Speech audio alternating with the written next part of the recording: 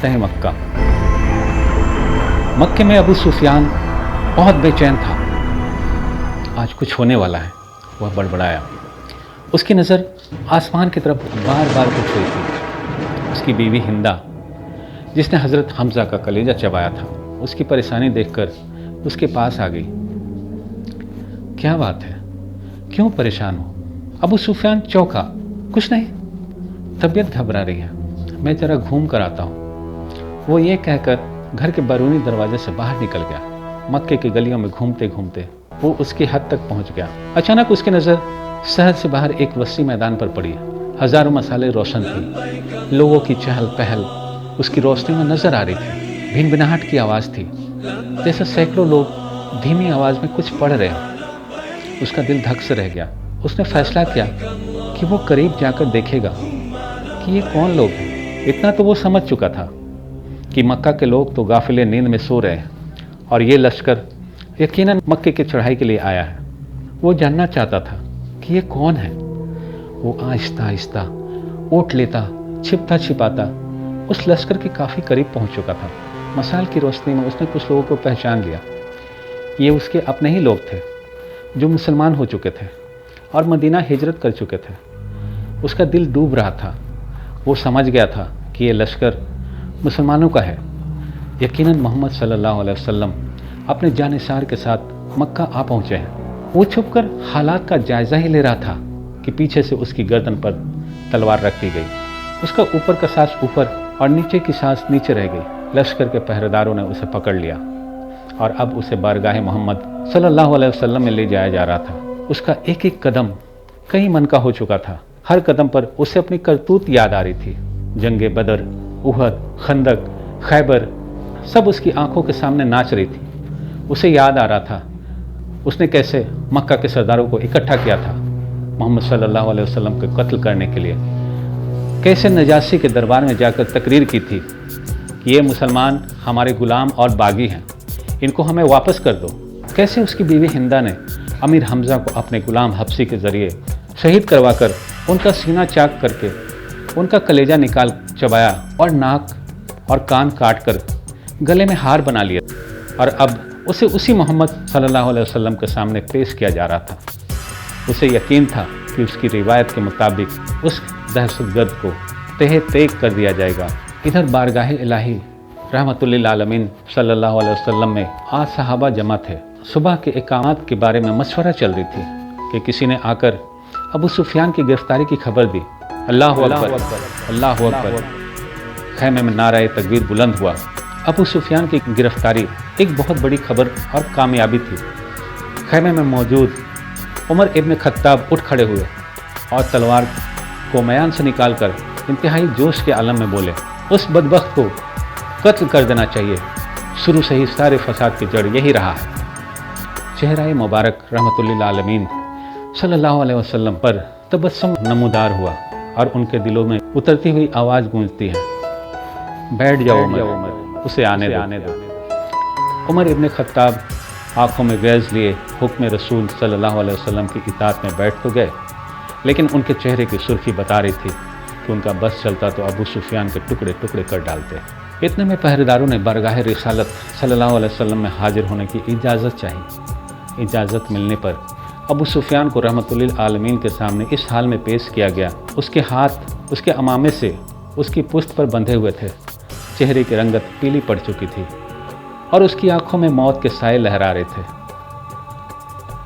लम्हाए रिसालत माब सल्लल्लाहु अलैहि वसल्लम को जुम्बिश हुई और आज सहाबा किराम एक अजीब जुमला सुना, इसके हाथ खोल दो और इसको पानी पिलाओ।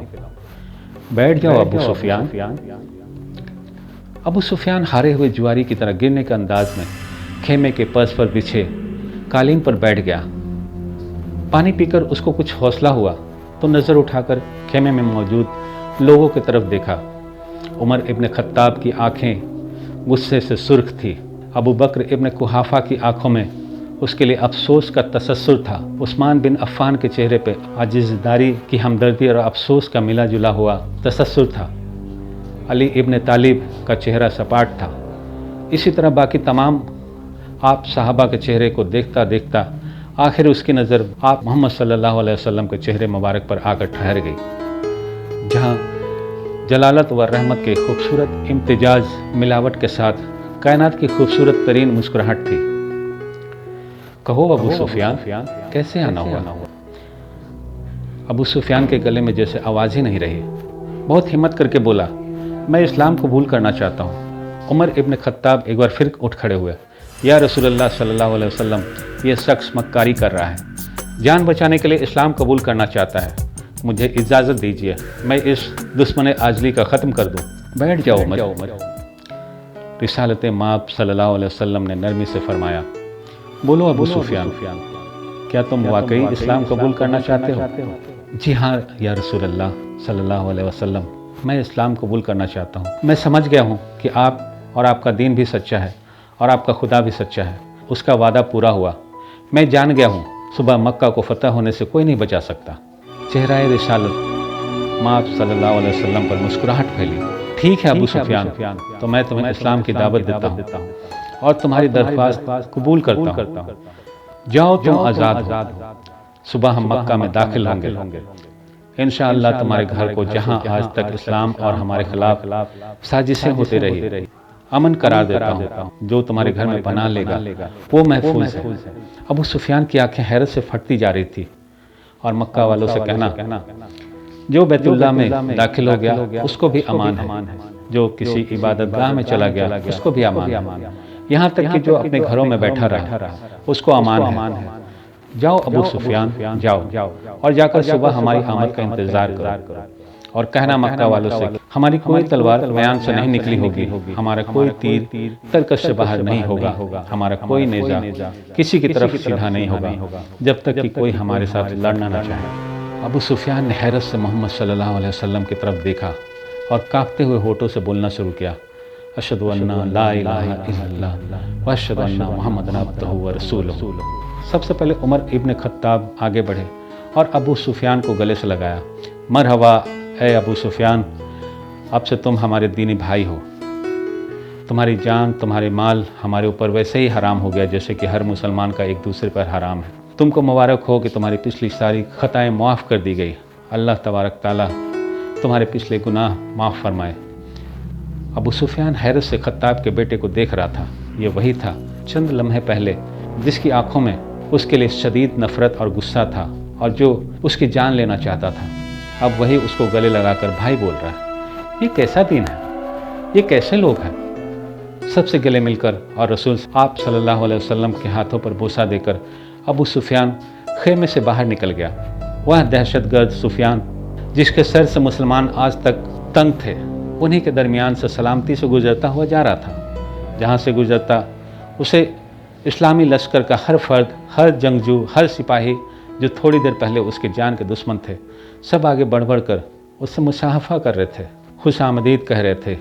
اگلے دن مکہ شہر کے حد پر جو لوگ کھڑے تھے ان میں سب سے نمایاں ابو سفیان تھا۔ مسلمانوں کا لشکر مکہ میں داخل ہو چکا تھا۔ کسی ایک تلوار، کسی ایک نیزے کے آنی، کسی ایک تیر کے نوک پر خون کا ایک قطرہ بھی نہیں تھا۔ لشکر اسلام کو ہدایت مل چکی تھی، کسی کے گھر میں داخل نہ ہونا، کسی کی عبادت گاہ کو نقصان مت پہنچانا، کسی کا پیچھا مت کرنا، عورتوں اور بچوں پر ہاتھ نہ اٹھانا، کسی کا مال نہ لوٹنا۔ بلال حبشی آگے آگے اعلان کرتے جا رہے تھے، مکہ والو، رسول خدا صلی اللہ علیہ وسلم کی طرف سے آج تم سب کے لیے عام معافی کا اعلان ہے، کسی کو اس کی سابقہ اعمال کی باج پرس نہیں کی جائے گی۔ جو اسلام قبول کرنا چاہے وہ کر سکتا ہے، جو نہ کرنا چاہے اپنے سابقہ دین پر رہ سکتا ہے۔ سب کو اس کے مذہب کے مطابق عبادت کی کھلی اجازت ہوگی، صرف مسجد حرام اور اس کی اوہد کے اندر بت پرستی کی اجازت نہیں ہوگی۔ کسی کے ذریعہ معاش چھینا نہیں جائے گا، کسی کو اس کی زمین و جائیداد سے محروم نہیں کیا جائے گا۔ غیر مسلمانوں کے جان مال کی حفاظت مسلمان کریں گے۔ اے مکہ کے لوگوں، ہندا اپنے گھر کے دروازے پہ کھڑی لشکر اسلام کو گزرتے دیکھ رہی تھی۔ اس کا دل گواہی نہیں دے رہا تھا کہ حضرت حمزہ کا قتل اس کو معاف کر دیا جائے گا، لیکن ابو سفیان نے یہی کہا تھا کہ اسلام قبول کر لو، سب غلطیاں معاف ہو جائے گی۔ مکہ فتح ہو چکا تھا، بنا ظلم و تشدد، بنا خون بہائے، بنا تیر چلائے، لوگ ذوق در ذوق اس آفقی مذہب کو اختیار کرنے اور اللہ کی توحید اور رسول صلی اللہ علیہ وسلم کی رسالت کو اقرار کرنے مسجد حرام کے صحن میں جمع ہو رہے تھے۔ اور تبھی مکہ والوں نے دیکھا اس ہجوم میں ہندہ بھی شامل تھی، وہی ہندہ۔ یہ ہوا کرتا تھا اسلام، یہ تھی اس کی تعلیمات، یہ سکھایا تھا آپ صلی اللہ علیہ وسلم نے۔